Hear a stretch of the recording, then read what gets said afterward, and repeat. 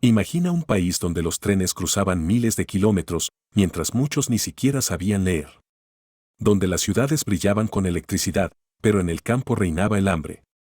Un lugar donde la modernidad avanzaba a toda máquina, pero cualquier intento de crítica podía acabar en la cárcel o algo peor.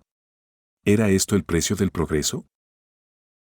Quédate hasta el final porque hoy en Histolab desentrañamos uno de los periodos más controversiales de la historia de México, el Porfiriato. Y lo que vas a descubrir podría hacerte cuestionar si fue un héroe o un tirano. Suscríbete si amas las historias que los libros de texto no te cuentan. Antes de convertirse en la figura más poderosa del México de finales del siglo XIX, Porfirio Díaz fue un joven mestizo nacido en Oaxaca en 1830, en plena turbulencia post-independencia. Primero estudió para cura, luego para abogado, y terminó siendo militar. Participó en la Guerra de Reforma y en la Intervención Francesa. Fue ahí donde se ganó la fama, resistió el sitio de Puebla y fue clave en la victoria contra el imperio de Maximiliano. Pero no solo era un guerrero. También era ambicioso. En 1871 intentó tomar el poder por la fuerza con el famoso Plan de la Noria, oponiéndose a la reelección de Benito Juárez. Aunque fracasó, sembró una idea que lo acompañaría toda su vida: sufragio efectivo, no reelección, una frase que, con el tiempo, él mismo traicionaría. Finalmente, tras la muerte de Juárez y el gobierno de Lerdo de Tejada, Díaz logró llegar a la presidencia en 1876. Y desde entonces, el poder no lo soltaría por más de 3 décadas. Porfirio Díaz tenía una obsesión: modernizar México y convertirlo en un país civilizado a los ojos del mundo. Para lograrlo, aplicó una fórmula simple pero peligrosa: orden absoluto y progreso acelerado. Durante su régimen, México se transformó. Se construyeron más de 20.000 kilómetros de vías férreas, uniendo regiones antes incomunicadas. Llegaron el telégrafo, el teléfono, la luz eléctrica y los tranvías.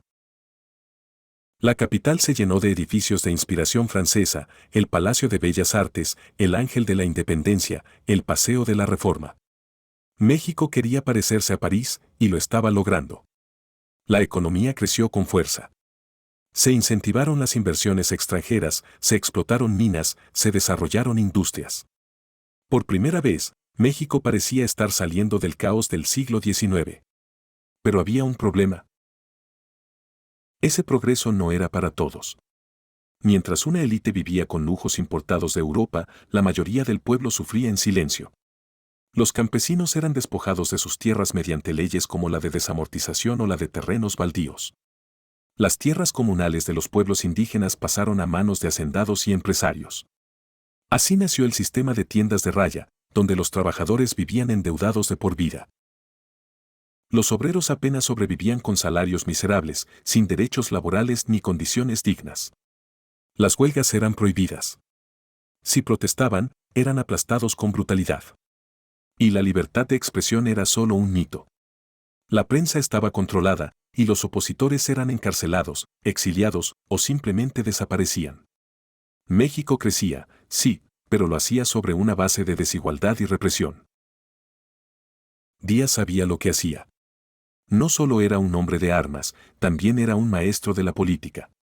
Gobernó con mano firme, pero también supo cooptar a sus enemigos. A los caudillos los compraba con cargos.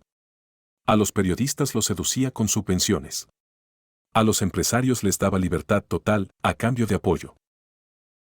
Se rodeó de un grupo llamado los científicos, intelectuales positivistas que creían que el país debía ser dirigido por una élite ilustrada. Para ellos, el pueblo era ignorante y no estaba listo para la democracia. Por eso, Díaz se reelegía una y otra vez, modificando las leyes a su conveniencia. Su lema sufragio efectivo, no reelección, se convirtió en una broma amarga. Y mientras tanto, la oposición crecía en silencio. Aunque todo parecía estable, el modelo tenía fallas profundas. La desigualdad era explosiva. La represión acumulaba resentimientos. Y la economía dependía demasiado del capital extranjero. En 1906 estalló la huelga de Cananea, donde los trabajadores mineros exigieron igualdad de condiciones. El resultado fue una masacre. En 1907 ocurrió lo mismo en Río Blanco, con obreros textiles. Estos episodios fueron advertencias. El pueblo comenzaba a perder el miedo. Y Díaz comenzaba a envejecer. En una entrevista famosa con el periodista James Creelman en 1908, Díaz cometió un error histórico. Dijo que México ya estaba listo para la democracia y que no se reelegiría en 1910. Esto abrió la puerta a nuevos actores políticos. El más famoso, Francisco I. Madero, un joven empresario norteño que pedía elecciones limpias y democracia. Pero cuando llegó el momento, Díaz se volvió a reelegir. Madero fue encarcelado y escapó. Desde el exilio lanzó el Plan de San Luis, llamando al pueblo a levantarse el 20 de noviembre de 1910. Y así comenzó la Revolución Mexicana.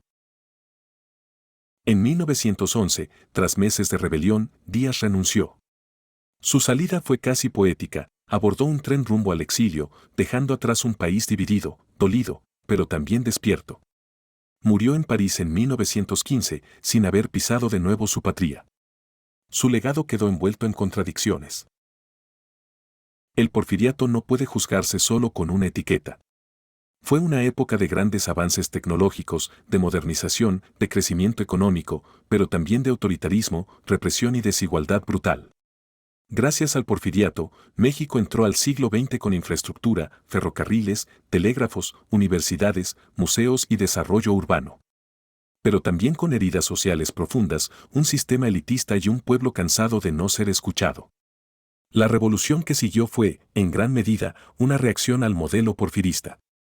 Pero incluso después de la caída de Díaz, muchos de sus métodos, el control del poder, la represión, el presidencialismo fuerte, siguieron vivos durante décadas.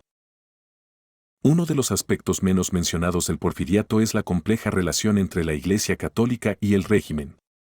Recordemos que México venía de una historia conflictiva. La reforma liberal de Juárez había separado formalmente a la Iglesia del Estado y expropiado sus bienes. Díaz, pragmático como era, decidió no confrontarla. Aunque nunca anuló las leyes juaristas, permitió que la Iglesia retomara influencia, sobre todo en zonas rurales. Cerró los ojos ante las misas públicas, la educación religiosa y el regreso de órdenes católicas. A cambio, la Iglesia se mantuvo leal y alejada de la política directa. En contraste, el porfiriato impulsó la ciencia y el conocimiento a través del positivismo. Los científicos, liderados por Justo Sierra y otros, creían que la educación y el progreso tecnológico eran la clave del orden.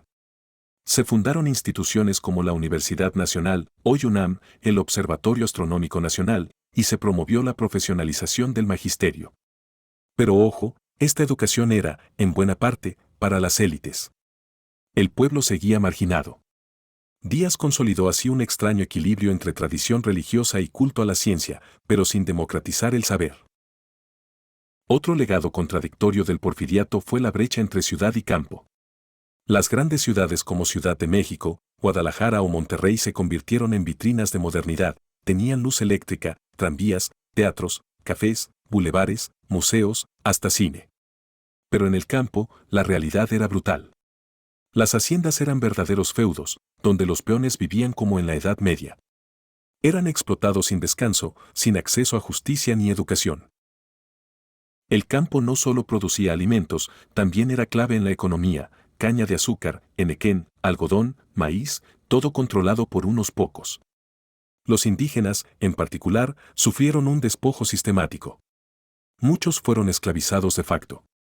Casos como el de los mayas en Yucatán o los yaquis en Sonora, deportados y obligados a trabajar en condiciones inhumanas en las plantaciones de henequén o tabaco, son pruebas del racismo institucionalizado de la época. El porfiriato alimentó el mito del progreso sin conflicto, pero la realidad es que ese progreso aplastó a millones. ¿Y qué pasó después con la imagen de Porfirio Díaz? Durante décadas fue demonizado por el discurso oficial revolucionario. Los libros de texto lo pintaban como un dictador que traicionó la patria.